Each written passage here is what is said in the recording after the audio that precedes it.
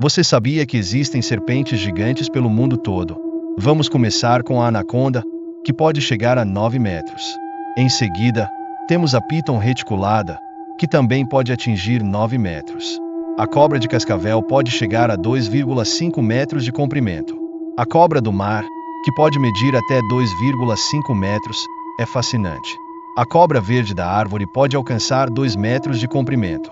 Por último, a cobra tigre, que pode chegar a 2 metros também. Você sabia